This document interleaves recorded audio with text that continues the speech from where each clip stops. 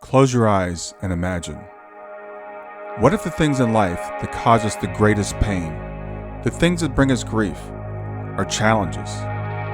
Challenges designed to help us grow, to ultimately become what we were always meant to be. We feel like we've been buried, but what if, like a seed, we've been planted?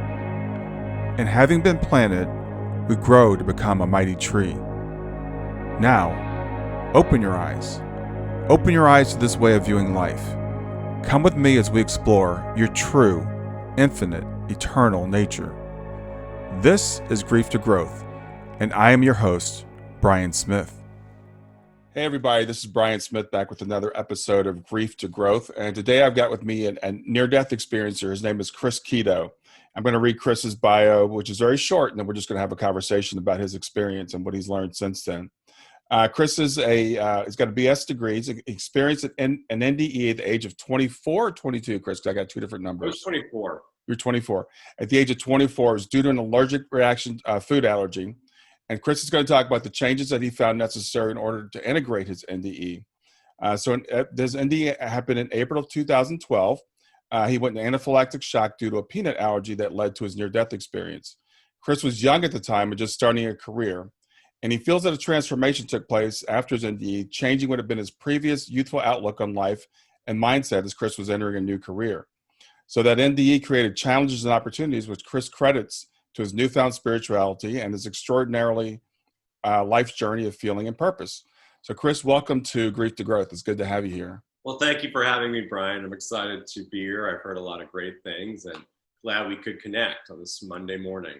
Yeah, I appreciate you doing this. I know you're still in some pain. You had an injury and you're soldiering through, so I appreciate you sitting down and doing this with me. Yeah, well, you hit the age of 32 and you sleep wrong on your shoulder and you're out of commission for 2 weeks. So, Yeah, give it another 20 years and it gets worse, believe me. I won't even be able to get out of bed. Us millennials are a little fragile. Yeah, that's the thing about living in these bodies, man. They're fragile. Exactly. So tell me about your, start wherever you'd like to start with your story. If you want to give us some background, or if you want to start with the night that you had the NDE, wherever you'd like to jump off. Sure, absolutely. Well, it's been about 8 years. And a little background, this is the experience what happened. I did not speak about it or really discuss my near-death experience or any of the after effects or any of that story for about I would say almost 6.5, 7 years. It never came out. But now after, really processing it and having about an 8-year journey with it, I'm more and more comfortable, almost it seems monthly and every year actually discussing what happened fully. And for myself, also just understanding the integration and what exactly happened because for a very long time, I had no idea what really went on. And it was a kind of trial by error and just every day and understanding and over the years, really putting the pieces back together. So I grew up in Long Island, New York. I went to school in Connecticut and I studied business.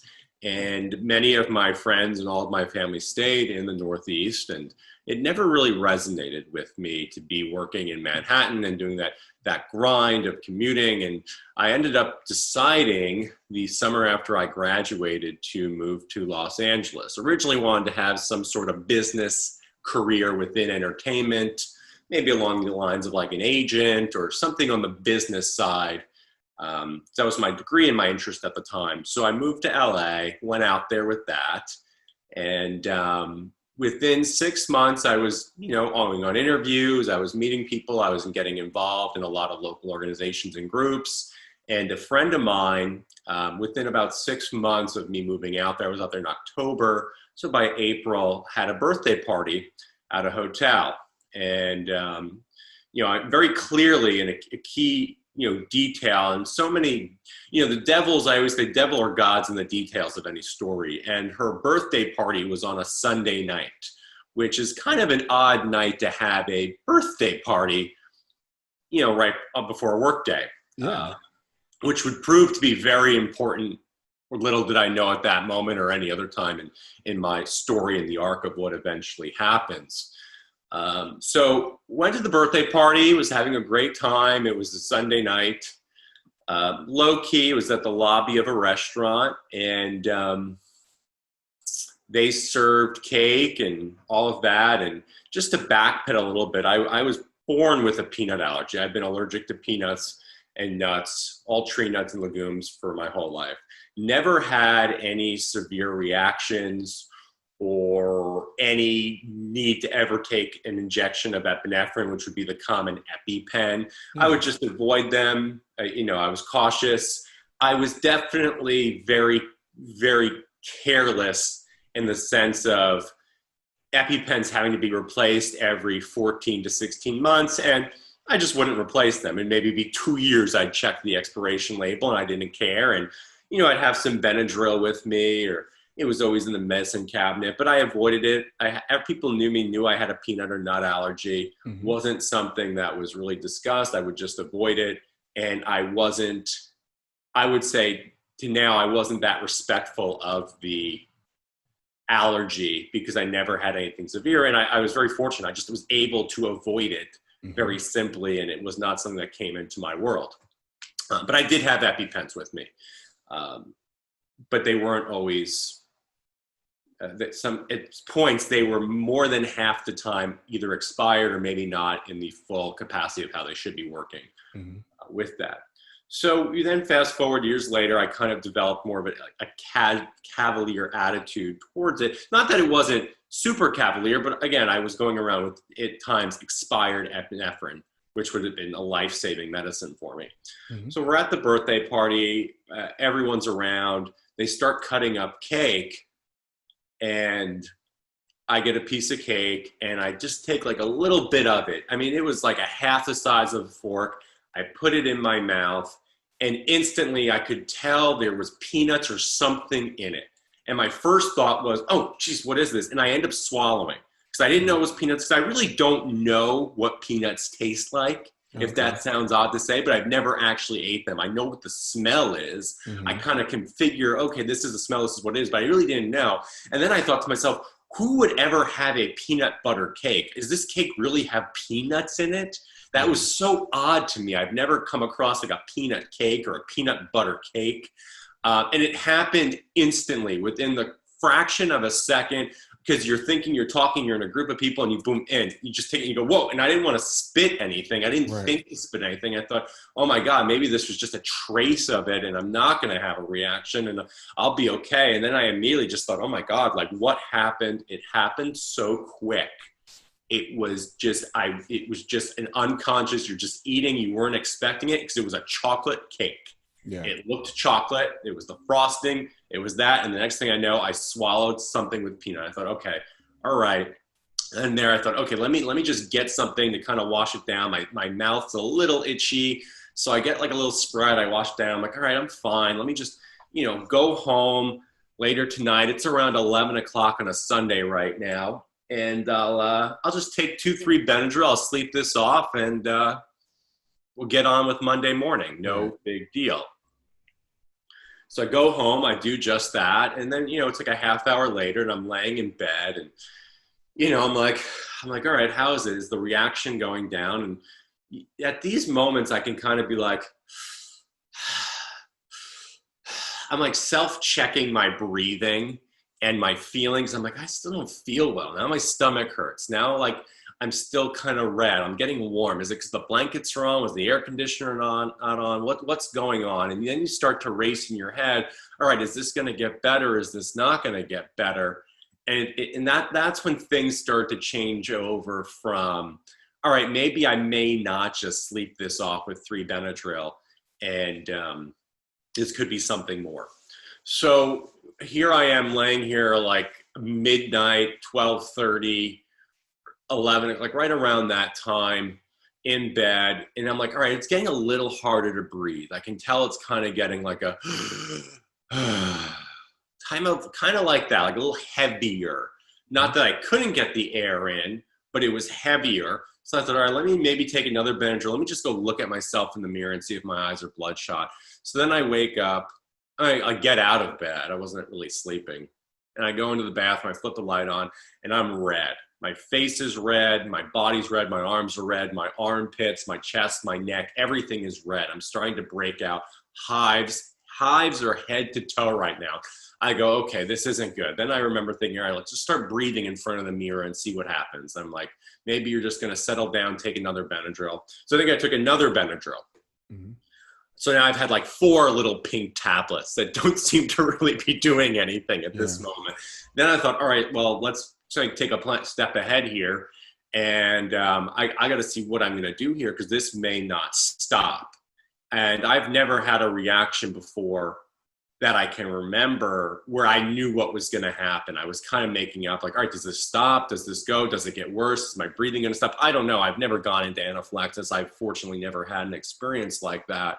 So it was uncharted. I didn't know what decisions to make, and or I didn't know timelines or what was really happening. Yes. Like I didn't know now, like, you know, there's phases of the anaphylactic reaction that I didn't know. I was just like, all right, I'm covered in hives and I'm uncomfortable. You know, now I know within a very short period of time, things then escalate very quickly. Mm. So I'm sitting here breathing. I said, all right, let me look for my EpiPens. Let me see what I can do. Maybe I'll just inject myself with this. And I go grab the EpiPen, and shocking, it was expired by about 6 months.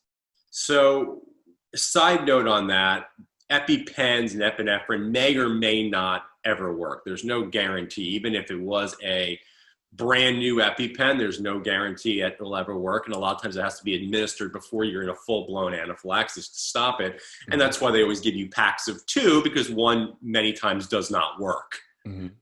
So there's no guarantee with that. And that was kind of running through my head. And I thought, well, this is expired. And then I thought, all right, I may have to call an ambulance. And I said, well, is the ambulance going to get here in time? Is the ambulance going to have epinephrine? I mean, I don't know what they do or don't carry. How long are they going to take to get here? It's Los Angeles. You know, yeah, it's Sunday night, but I don't know. It's LA. They might just not pay attention. Or, you know, what do I do in this situation? I'm starting to run through scenarios in my head while my breathing is becoming more and more labeled. It's more and more labored. And I'm thinking, well, all right, I can take the epinephrine, but then once you take the epinephrine, you can't really move. That's one thing I knew. Like, you can't do stuff. You can't take it and then just go about your normal actions because of the adrenaline going through you, and you just can't really function. So I thought, well, if I do this, I can't go anywhere. And I don't know if it's going to work. And I thought, well, I can call an ambulance, or I thought I could just drive to the hospital because it's Sunday night and there's no one on the road, and I can just zip there if I want. And I'll go and I'll just take the EpiPen with me. I'll get as far as I can, and then I can just, you know, white knuckle it till I get to the hospital. So I'm like, all right, I need to do something here. Something needs to happen. And my thought was, all right, I'm going to just drive myself to the hospital. That was it. I don't think I wanted to call an ambulance. I thought that wouldn't make sense because for some reason I thought they wouldn't be able to help me. So I got in the car, I grabbed the EpiPen, and I put it on the passenger seat, and I just started zipping down the road in Los Angeles. I was living in West LA at the time, and I went to Cedars-Sinai Hospital, and I'm driving, and it's Sunday night, thank God late, there's no one on the road. And I just remember thinking how much time I have, and I'm watching the GPS, and I'm breathing, and I'm like, just focus on breathing. And I'm like,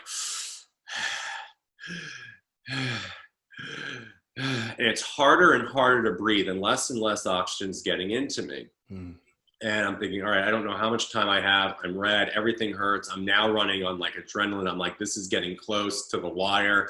I had the EpiPen, I had it out of the cartridge. I'm like, I'm gonna get as far as I can, and if I have to, I'm gonna inject it, and then I'm just gonna, you know, hope I can get to the hospital. So I end up getting to the hospital. I pull in, and they take my car, and a lot of this is very fuzzy.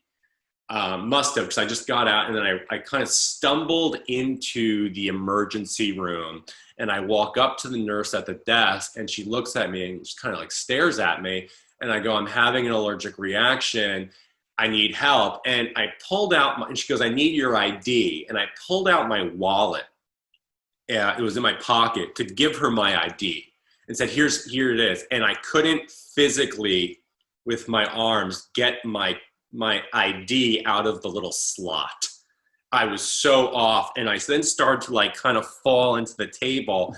And then really at that moment, all I remember is that her and another nurse coming around and grabbing me, and they carried me back and like kind of held me up to the back room and put me on a bed. And at that point, I was really out of it. I had, and this is when I'm in the hospital, and I had about 7 doctors, nurses, physicians, assistants working around me, and they pulled my shirt off, and I was covered head to toe in just red welts and hives, and my breathing was minimal, and they're, holding my mouth open, and they're talking to me, and they're trying to see what happened, and they're sticking needles in my arm, and they're putting Benadryl shots in my wrist. They're putting me on oxygen to get me to breathe. They're rating my oxygen levels, which were at that point, which a lot of this I found out later was about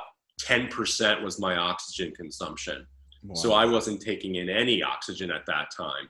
And I was really kind of just fading. I at that point, I remember just kind of thinking, like, with everyone working around me, I'm like, why are they rushing around so much? Like, what's going on? And they're all moving, and they're so panicked, and they're like moving me in this and they're that, and they're looking at me, and they're frantic. I've never seen, it really was just like the TV shows you'd see on ER with everyone frantically moving, and then to like be laying there and just kind of watching this show unfold around you. And I didn't feel anything at this time. And then I started to pass away, and I went into this extreme, and a lot of the NDE, I'm sure you've spoken to NDE experiencers, there's no language we have to really describe a lot of an experience. So it's very hard. So I'm going to do my best I can to describe the sensations, feelings, and really what was going on consciously around me. Mm-hmm. And I went into this euphoric state of being that I can't even, you couldn't attain any way in this dimension, this physical space. And it was just this beautiful euphoric feeling of laying there. And I remember consciously like these waves of thoughts and ideas coming to me that I was like, oh yeah. I remember very clearly like moments of this of, oh, I'm dying. That's it. And I was like, I'm dying. Like, that is it. This is death. I've been here. Like, this is it. I am dying. I am leaving this physical space, this body. Like, I'm it. That's it. I knew I was done. Like, I'm not breathing. The epinephrine, which they were injecting into my shoulder, into my neck, was not working. And they were panicking. And then I remember them doing that, and I remember the doctor like holding my eyes open and my mouth and saying, Chris, can we, have you ever had a tube down your throat? We're going to put a tube down your throat. And I so clearly, so much of this was a haze, but then there were so many moments that were so vivid. It's like it happened 5 minutes ago. I remember the doctor looking at me and him saying, he goes, I'm so sorry. I can't save your life. Wow. And I didn't have any response to that. He just said it to me, and I just looked at him, and I didn't say anything. And then he said, I'm just sorry. I can't save your life. And it's not, they weren't able to stop or get me to breathe or stop the anaphylaxis. And with anaphylaxis, if it's too far, that's it. It's too far. Because nothing was working. The oxygen wasn't getting pulled in. They couldn't, they're going to try and put a tube down my throat. The epinephrine, the Benadryl, it wasn't stopping anything. Yeah. And when that happened, I remember I've always grew up in a very spiritual, and both my grandfathers, more so now I know, are two of my main spirit guides, and I remember them being there and saying, all right, take it easy. And, I was laying there, and I had the lights and the commotion, and again, it was the most euphoric feeling. There was zero pain, zero physical sensation. Like I'm So suffering. I'm sorry. let me just ask you, you were still in your body at this point, right? So you're Yeah, still in your body but you're feeling this euphoria. Is that correct? oh, absolutely. Yeah. I was still, I would say I was in my body. I wasn't out of my body looking into it, but Okay. I didn't feel anything. It was this euphoric feeling that's undescribable Okay. laying there. And I liken the scene around me to, if you ever saw the movie Saving Private Ryan, when they're landing on the beach and there's the explosion and chaos going around, but there's no noise, and Tom Hanks is just looking around. That's what it was like, because I was just there and I didn't feel anything. I didn't sense anything in this physical world. I was somewhere else. And I was just in this euphoric being, realizing and understanding that I was dying and with spirit. And I just thought to myself, I was like, none of these material things really matter. Like, who cares about an iPhone? It's funny, I took an iPhone and I just kind of like had these thoughts wash over. And I was like, none of this anger matters. And I guess it's just love and peace. And that's all. Nothing else matters at the end. Here I am, now I look at it and say, you're dying alone and suffocating to death on a hospital bed. Those material things don't really have no meaning, and nor do any negative or hurtful emotions. Life gets very, very clear when you're suffocating to death. So I then had those passing feelings run through me of those messages, and then I was with my grandfathers, and I remember them very clearly saying, you can't die. Like, it's not. And I remember thinking to myself, oh, that's it. I'm dead. I'm dying. I'm dead. I'm dying. And then very clearly being like, nope, you can't die. It's not time. You have work to do. That's it. You have work to do. Can't die. And I thought, okay, in myself, all right. And then I remember kind of, there was no fighting up until that point. It was just kind of a passing through. And then when they said, you can't die, you have work to do, you need to fix relationships, you have to do things. And there was no more. It's just fix relationships. You have work to do. It was very clear, very direct. And there was no misunderstanding. It was just there. And it was a washed through me conscious message. And then I thought, okay. And then I remember thinking, I don't want to die. I can't die. And I remember starting to then, like, in any way I could, fight to start breathing again. And I remember just coming back.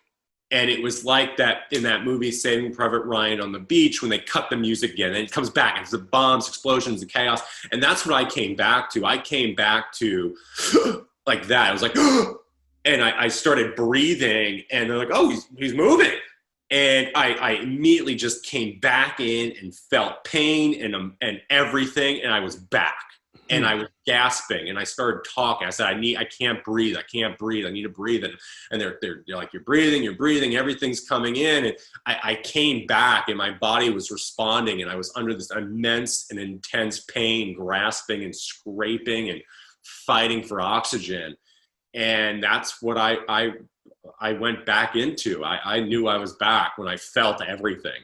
Okay. And I had so much epinephrine running through me. They were holding my legs down because I was shaking so much. And I was breathing and kind of clawing, and they were holding me, and I started to breathe. And then, time later, I started to calm down more physically, and I was breathing. And then I was back, and I started to stabilize. And then I found out later I was there for about 6.5 hours, but I only felt I was there for about 15 minutes. And that was the physical situation with the near-death experience. And when I left, the woman goes, how? I said, she goes, oh my God. She goes, you're unrecognizable from when you walked in. One of the main nurses, she said, when you walked in, you were, out of a 1 to 10, you were a 9.5. We didn't think you were going to survive. And now you're like you can leave. And they're like, well, you can leave. They're like, we can't do anything. You're breathing. The reaction stopped. You're okay. Just walk out of here slowly. They gave me like the little socks with like the rubber on the bottom. Yeah. And they're like, you're unrecognizable. They're like, you want to go home and sleep in your own bed? I go, okay. So I had no idea what was going on. And none of this, all this story had, I didn't really realize it at the moment. I'm still just coming down from the experience. Right. It was being pieced together days and weeks later. And I said, all right, I'll leave. So I kind of got my stuff. I walked out with like a little bag and a doctor's note and my blue socks with the rubber bottoms. And I went and, I always say as a joke, I said, I really knew I was back when I then left and I had to pay like $18 for parking. It's LA, right? So I said, well, welcome back to the world. So I paid for parking. Yeah. And then I drove home at 5 a.m. in the morning, and I just slept. And for the next few days, I was in unbelievable pain. My body was cramping, aching, hurting to breathe. I just remember laying there. Breathing was so hard because everything just hurt. My body was jacked up of every possible chemical you can imagine. That was just the physical. Then within a few days, once all the medicine wore off, I then started to think like, oh my God, what actually happened? Then the mental and emotional aspect, once the immense pain and physical shock wore off, I was like, oh my gosh, what happened? So Chris, let me ask you about your experience, because I know it's hard to put into words, and I have interviewed you several NDEs, and they're like it's kind of hard to describe. But did you physically see your grandfathers? Did you ever go to another place? What was that like? I didn't physically see them. I don't physically see them in the sense I get images of what I know they would look like. Mm-hmm. I don't think I went to another place physically. Well, that's all. I don't have the language to describe it. I knew I wasn't on this physical realm where I was conscious. And I can't say I was somewhere where there were, rainbows and rivers, but I was not here. That was it. And that was a conscious state of being. I was gone. So it was a feeling or a knowing that you were somewhere else. It was a conscious knowing that I was not here, that I was dead. I was in the process of dying, and I was surrounded by spirit. And I got my messages, and I got kicked out. Yeah. So your messages were you had work to do, right? Is that what the message was? Okay. And I got kicked back. We'll get back to Grief to Growth in just a few seconds. Did you know that Brian is an author and a life coach? If you're grieving or know someone who is grieving, his book, Grief to Growth, is a best-selling, easy-to-read book that might help you or someone you know. People work with Brian as a life coach to break through barriers and live their best lives.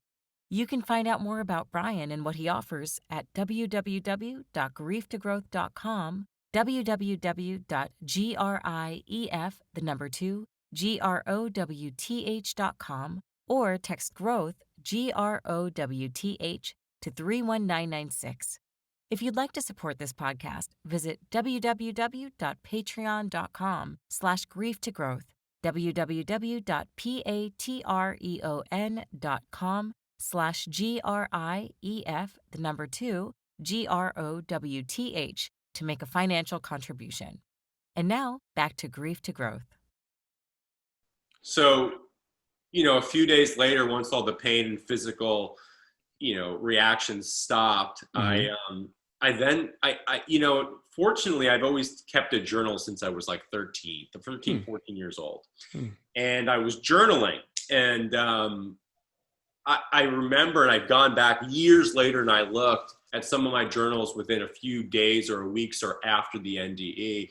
And I clearly wrote, I've had a change in consciousness. Like I am literally a different person. I'm a different makeup, mentally, physically, emotionally, consciously. And in the weeks and days and months and years after, I always say, in my opinion, and I could be totally right or wrong, the NDE is like 1% of what actually happens. The 99% the NDE is the mechanism. What really comes out is, well, what's the integration?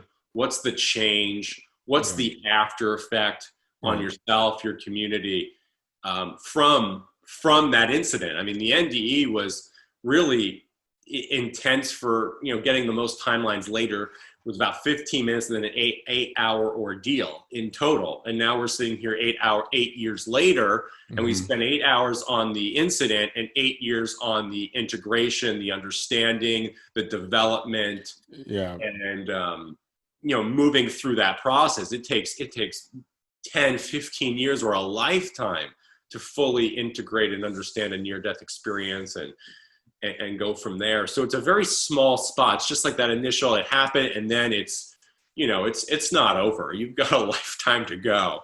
And there's its own set of challenges with having a near-death experience and integrating and really a process of healing and understanding, and so many levels to it. And I'm sorry.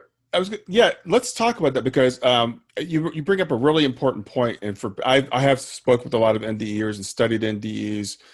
I've interviewed PMH Atwater, and one of the things a lot of people don't realize is, because a lot of people say, "I'd love to have an NDE. You're so lucky you got to have that," but there are a lot of challenges that come along with it. And so, what were your thoughts before you had your NDE, and explain to me how you felt coming out of that experience? I don't think anyone wants a near-death experience. I think they just want to find a path to spirituality or enlightenment or an understanding, or find peace or healing. I don't think anyone wants to purposely die or. Yeah, we think we want it, but we don't really want it. It's like everyone wants to be in great shape, and look great naked, but no one wants to do the work in the gym. That's it. That's kind of like an NDE. And there are other ways to reach enlightenment and peace and healing and all of that. But you don't want to. I don't wish an NDE on any human being in the world, because it doesn't always work out well. I am so fortunate I'm alive. By all accounts, I should be dead. Or severely brain dead. So it's an absolute miracle I walked out of there. Absolute, like in that sense. I'm sorry, but what was the question? I was saying, so you come back from this, and like I said, explain to me what the challenges are. I've talked to some people that have explained some, but explain to our audience, what are the challenges? So I remember coming back, and I'm 24 at the time, and you're entering adulthood and building your life.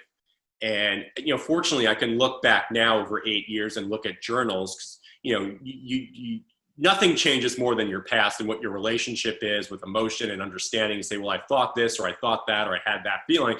And then you can actually look back and say, oh, wow, on May 15th in 2012, 2 weeks after, this is really what I thought and felt, because I wrote it. So I can go back and see exactly what I was feeling and going back, but there were so many challenges. Everything from, I remember, I'll stop from the top down. For the first 6 months, well, really for the first few months, I had no idea what happened. I didn't know the term NDE. I didn't know any of this. I just had this full-blown experience, and pieces were coming back over days, weeks, and months over this time. For the first 6 months, I remember writing, and every day I would wake up and I would think to myself, and I would feel I had no idea who I was, in the sense, and that's a very hard, to put into words. I would wake up and I would not know my emotional response to situations. I would not know how I thought, because of what I would have done or how I would have felt was different from after that NDE. And I didn't realize what was happening. I just woke up and I just thought, oh my God, I don't know what I'm thinking. I don't know my own emotions.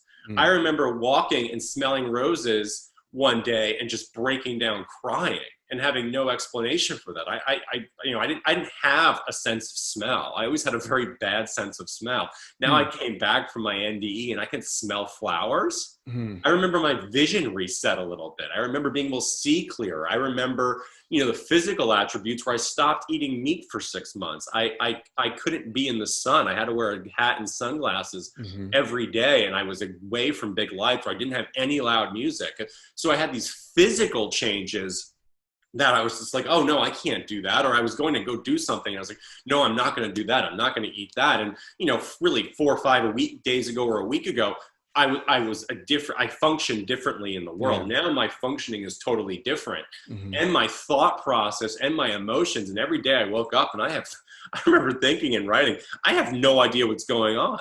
Like I had no clue. And it's the weirdest feeling now looking back on it, because now it's been, more integration, and 8 years later, we've worked with it and figured a lot of this out. And I knew what was going on at that point. I never heard the term near-death experience. Mm-hmm. I didn't know what anything was. I just woke up and was like, I have no idea what's going on. In any aspect, physically, mentally, emotionally, spiritually. I was just this lost puppy, just kind of like along for this weird ride. With no language or no direction. I didn't know what any of this was, so I couldn't even ground it down and say, okay, this is happening. It was just, I have no idea what's going on. Wow. And that continued for 6 months pretty strong. And then somehow, and I don't know, this was just by the grace of the universe, I was online Googling like after effects. I'm like, I have to figure out what happened. There's got to be something.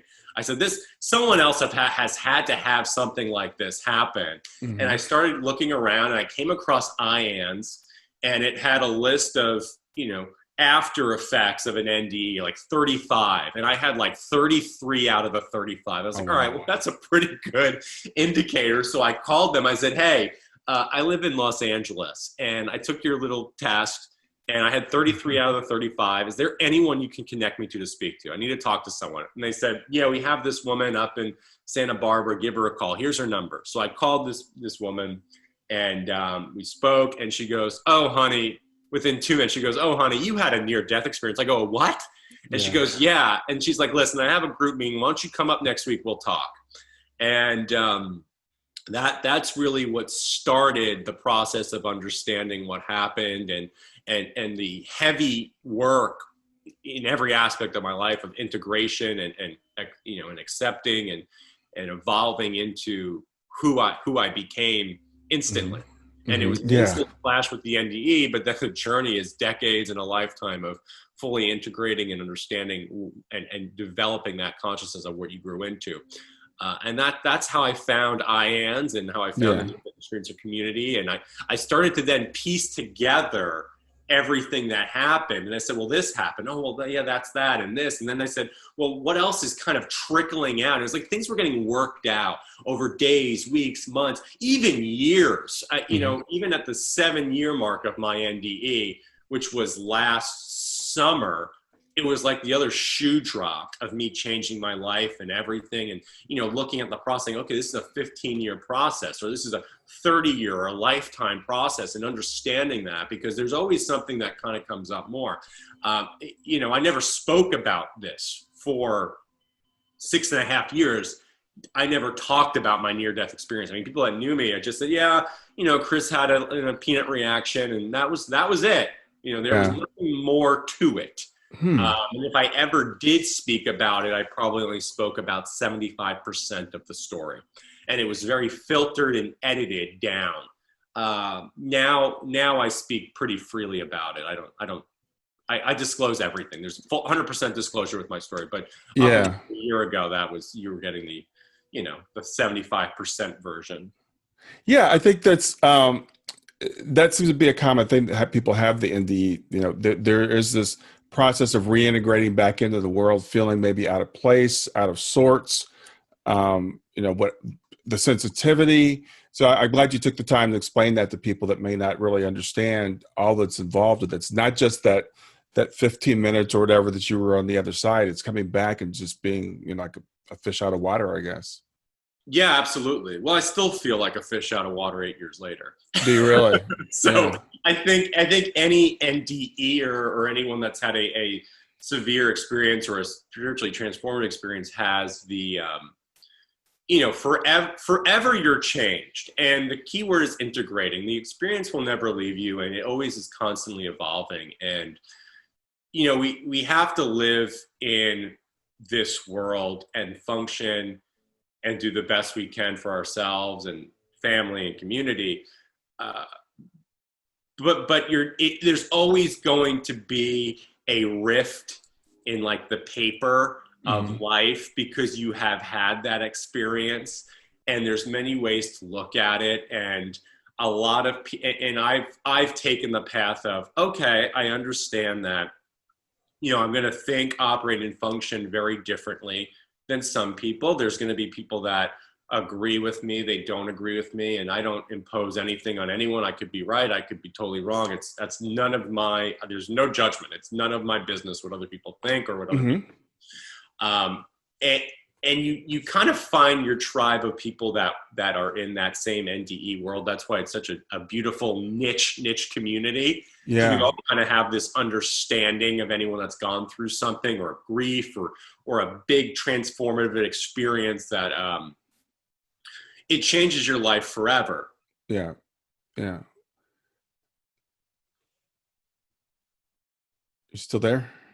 Your interaction with people, really, you know, just moments of just having to really, to be, it's hard to put words to it, but to be in a situation where you just don't know how to respond, or you don't understand, and knowing that, okay, you know, a year ago or 6 months ago, this is how I would have handled it or done it. Now you're like, I don't know. Like, you're learning to rethink. You're learning to reuse your brain. You're learning to reuse your mind or emotions and your understanding of what's going on. And all of that shifts. It's like everything you've been thought, everything you believed, thought, learned was just thrown out the window and say, you know, we're going to start this over, a different. Yeah. And you're just like, okay, all right. I can't even go back to that. No, it's gone. Like, you just don't think like that anymore. And like, you can't, it's hard to explain because you have to kind of be in that position to understand how to like really just turn over your life. And it wasn't like a process of, oh, we're going to spend 20 years of meditating and then you're slowly going to gradually. It's like, no, just like that. And everything's turned over, figure it out. Because it's so severe and so intense so quickly, it just blows your, it's like a hurricane ripping a roof off a house. That's what it's really like. And then you got to kind of put the shingles back on one by one, but the roof looks completely different. Yeah. It's rebuilt. So I'm rebuilding my house and my everything. And that process still goes on. Eight years later, I still deal with that. And then you also have the little other things. You know, I remember, you know, I've always, you know, from that, you know, the you know, something so simple as the candy that's on the checkout aisle when you go at a grocery store, one peanut M&M will kill me in a half hour.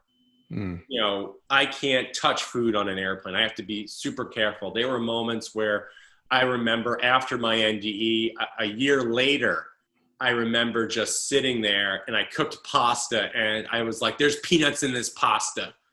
And I took the pasta, I threw it all out. I wouldn't touch it. Yeah. And I'm like, well, there's like not really any peanuts in spaghetti. Right. I don't know why. I just thought there was. And so there was moments I had that were challenging to really trust food. And even now I only eat, anyone that knows me knows I only eat at a few restaurants. There's select restaurants. I won't go near them. I won't touch anything new. I don't eat anything that I don't prepare myself. I go to a barbecue and someone has cookies, this, that cake. I don't touch it. Like, it's just no. And anyone that knows me knows they didn't bother asking because they know the deal. I had to adjust my life physically from my allergies significantly. All my EpiPens are up to date. I carry Benadryl in my wallet. We don't need to make the same mistake twice. So there was that. There was a lot of little things that came up. So there was a bit of a reintegration and understanding with food. Something that people eat and snack and is healthy can kill me. And I'm surrounded by that all the time. And, you know, someone close to me once said, you know, they had a very severe allergy to tomatoes. And they would, whenever they went to the grocery store, they'd put a tomato in their basket. To kind of understand it and like to develop less of a fear and an understanding. And so when I go to grocery stores, sometimes I'll put peanuts, walnuts, or something that's safely contained in my basket just to have it with me and say, I said, listen, I remember talking to Peanut and I said, listen, I'll respect you if you respect me. And this is how we're going to be. I come in peace. And I would walk around Whole Foods with nuts in my basket. Wow. Okay. And that really helped a lot. And I Yeah. said, I'm not going to have this adversary relationship with food that is going to kill me all the time. And that was a big issue. I mean, I don't, I've never met anyone that reads labels as much as I do and as many times as I do. I'll read it 5 times and Yeah. scan it and look to make sure, no nuts, no nuts, no nuts. And I got to check, is it, facility that had that. So there are so many effects that come out of it. And it's been quite the process. It's been a blessing. The journey's been an absolute blessing. I've met amazing people, and now I find it very healing for myself to be speaking about this. And that's really been very transformative, because for 6 years I wouldn't talk about it. It just didn't come up. It was like, no, we just don't talk about it. Yeah. I didn't feel it. And then all of a sudden I said, you know what? I had this opportunity to speak last May. And then I said, I'm just going to do it. I don't even care anymore. And I did it. And then everything started changing. It started lightening up, and it's been an unbelievably healing moment for me. And I still don't necessarily enjoy talking about it. Yeah. But I made the decision with myself, and I said, you know what? I'm so fortunate to be here. And there are so many people that aren't, that pass away from food allergies. And I walked out of there when I should have been dead, or I should have been permanently brain damaged. I was oxygen starved. And there was a woman a few months after my incident that had that happen, and she is in a vegetative state. And I always had that like up there. So I read those articles, I see him, girl dies on airplane, kid bites a Snickers bar on a playground, he's dead 20 minutes later. That was me, but for grace of the universe, I'm here now and healthy. And I said, you know what? My service back for that is going to be to speak about my experience and my integration and healing and the path I'm walking now. And if I can bring healing, peace, comfort, or understanding to just one person, anytime I do an interview, I speak, I talk to anybody, it's worth it to me. And I'm going to put my own self aside and do it. Because I don't need to talk about this. I don't have a burning desire, but I force myself to say, you know what, anyone that calls or texts or asks, or I put myself out there, I'm going to do it. And I found that to be very rewarding. And that's my repayment for being back alive, is helping, Chris, helping others. Do you think your NDE was planned, or was it an accident? How do you feel about that? That's a good question. I've thought about that. It's like, is there free will or predetermination? I don't know. I don't know. I don't think it really matters at this point. I mean, I put it in my mouth. I'm here now. I think life is a combination of both. And I don't know how my life would be different, or it could have gone anyway. I don't know that answer. I'm sure it could be the message you got. The message you got from your grandparents or your grandfathers, it wasn't your time. I mean, yeah. So it sounds like because some people say they were given a choice. I've heard most people say they weren't. They were like, okay, you're going back. Yeah, there wasn't really a choice. And once I heard that, I remember fighting to go back. And that was it. I fought like, and that's it. That's interesting. When you're fighting to breathe, that's a very primal. Like, there's nothing more primal and natural in this universe when you're fighting to breathe for oxygen. So when someone's like, when you really want something like that, when you've been to that level of, I'm fighting to breathe.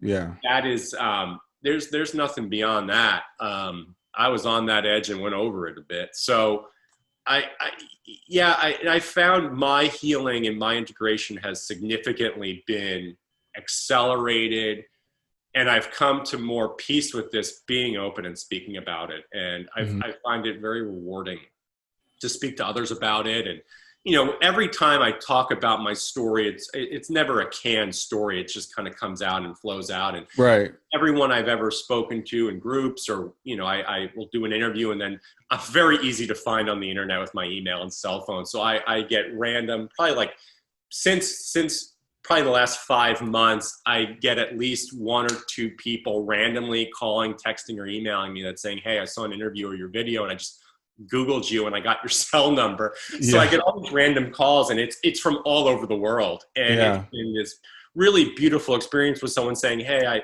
lost a child, I lost, a spouse, I had this happen. There's no one I can talk to, but I saw your video and you said something that resonated with me. And I was like, and I just say, sure, I'm here to listen. And that was it. That was my repayment plan for giving an opportunity to live and be healthy and come back really fine and in many ways 1,000 times better than I was.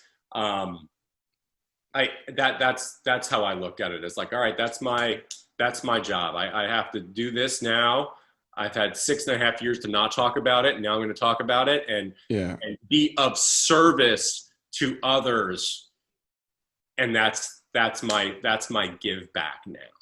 And, so let me ask you, what's your connection now? You mentioned earlier that your grandfathers are your primary spirit guides. What's your connection to the other side now? Do you have mediumistic abilities? Do you angels, your grandfathers? Yeah, I think that's a very good question. Thank you, Brent. I've always been fairly intuitive my whole life. Mm-hmm. I could always say now I'm very, very intuitive. I have very good mediumship ability, very good psychic ability.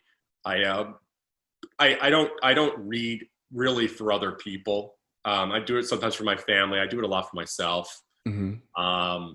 And I use it as my guiding way to make decisions in life or business or anything along like that. But I can use mediumship. I use psychic ability. I can pick up energy exceptionally well with someone, like meeting them and just kind of knowing. And it's been interesting because I've done some work with it more over the last few years with actually working with coaches and trainers that are mediums and psychics and really developing it one-on-one. And it's been really great. It's a tool. It's interesting. I don't really talk about it outside of the NDE world. No one really knows I have that ability or that sense because sometimes, you have to know your audience with this. And it's a very heavy topic, NDEs and spirituality and consciousness and death and dying.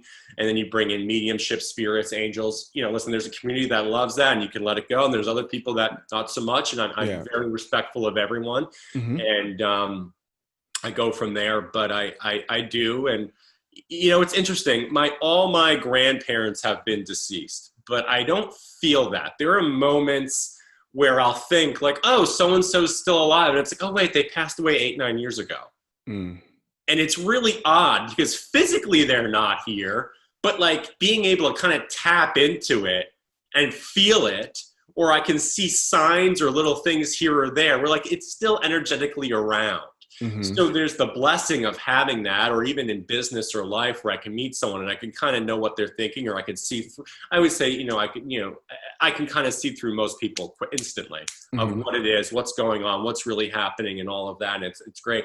The downside is I have to be very, very cautious and aware of energy, my surroundings. I mean, salt baths, grounding. I mean, I have crystals and bracelets on right now and beads to go through this interview and grounding myself. So it's been a challenge in being, hypersensitive. And that takes a long time to develop, personal boundaries and grounding and energy and all of this. It's really a double-edged sword when you're new to it. And eventually anyone that does any of that energy work or spirits and mediums, they understand how best that they can navigate, because it can be very challenging to walk in or be like, I got to get out of here, or you pick up on something. And, there are countless times I've said to someone, I'll call them, I'll be like, you got to get away from this person. It's not good. There's not that. It's no.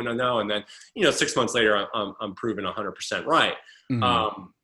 It's just a challenge too, because you're hypersensitive to everything around you, from how well you sleep to, okay, I slept weird on my shoulder and my shoulder then explodes for a week, where, I'm just hypersensitive with everything, or food.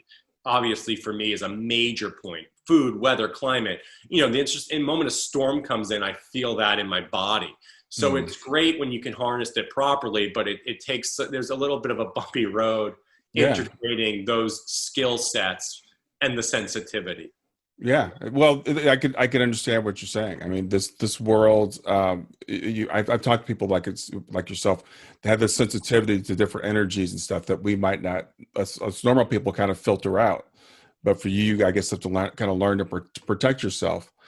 I wanted to ask you, I mean, you're obviously you're embracing life. You're happy to be back, to have your second chance and all that. What's your relationship with death like now? Now you're still a young man. You probably have a long time to go before you see your grandfathers again. But what are your thoughts on death? This is an interesting question. I have no fear of death. I think it's as natural as being born. Mm. I think it's the most euphoric and peaceful experience for anyone that is facing that at the moment. It's not something to be feared. It's a natural progression. It's inevitable. Yeah. And I want to add this to that question. I've spoken to people and I've met other people that want to die and they want to, and even other NDEers that say, I really don't want to be back. I'm just waiting to go.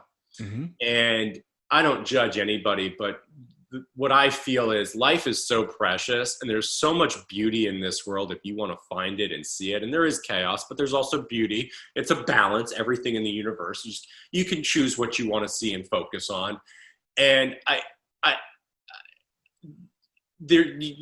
feel just living with gratitude and understanding the beauty and the preciousness of life, because you can't go back. It's final.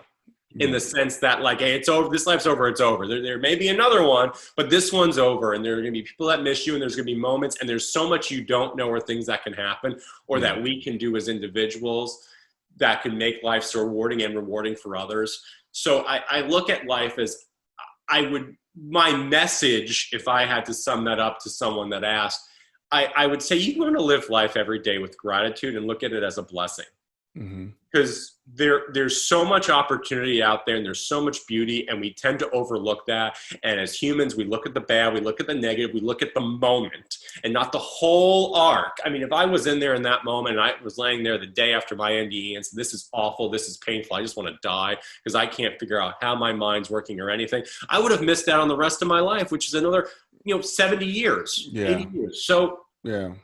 I feel we get too caught up in the moment and we don't look at the big picture and say, yeah, there's going to be some rainy days. It happens to everyone. There's going to be some bad moments, bad this, bad relationships, bad whatever. But you know what? If we look at everything, you got to go through this storm. Guess what? It's going to be beautiful and amazing. And it's there if you want it. And I fall on the side of, you got to live life, and it's a gift. And when you're not looking at it as a gift, that shows you're not in gratitude, in my opinion, and you're not embracing, and you're not evolving, and you're not serving or helping or sharing. And that's really what I find so beautiful. And I think that's really, really well put. It's what we choose to focus on. As you said, life is good. There's good and bad, and every bad thing, there's some good that comes out of it. So we have to look at the entire arc. And I think another thing you said, I think was really excellent. If you believe in reincarnation, that's great, but you're never going to have this life again. This life is unique, and it's not very long. So, Chris, I understand you're speaking at the IANS conference. There's going to be a virtual IANS conference. All of our listeners know it's going to be online August 14th through 16th. And IANS is the International Association for Near-Death Studies. And if people want to know about it, that's at virtualconference.ians.org. So virtualconference.iands.org. And you're going to be speaking, and what's your subject going to be? I'm on a panel. This is my second time speaking. This is my third time. Well, this will be my fourth time attending, which is an amazing conference. It's been life-changing for me to meet other experiencers and people and researchers. It's my favorite 4 days out of the year. And I'm so disappointed we're not in person this year, but I'll take the virtual conference. Amazing experience, amazing people. Second time speaking, fourth time visiting. We are going to be discussing integrating near-death experiences after having experience. Because, like we said earlier, the experience is like 2% of the pie. The other 98 is, integrating it, evolving, understanding, sharing, growing, and living your life in the best possible way of taking that. And really, you have an NDE and a circle back. It's what you do after. What are you going to do with it? Are you going to make yourself better? Are you going to be with community and people? Are you going to share? Are you going to grow? Are you going to be a better human being? What are you going to do? And I think that's a big question that you want to ask yourself. I found for me that, having that purpose or understanding, and at least saying, and again, this is not something it's not easy for me to talk about. Mm-hmm. A year and a half ago, this would have never happened. Even a year ago, it still would have been, maybe. Yeah.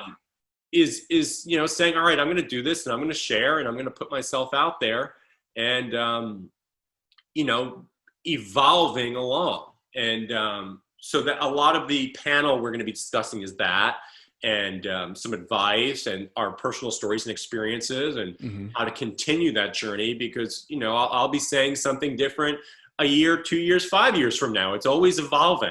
Yeah. And being aware that it's never going to remain the same, and it's always going to change, and being open to that. And I think, when people say they want an NDE, there are other ways to find that enlightenment or understand. I think really what people want is a way to find healing and peace and substance in their lives, and to go through something that's difficult, whether it be grief or change or transformation.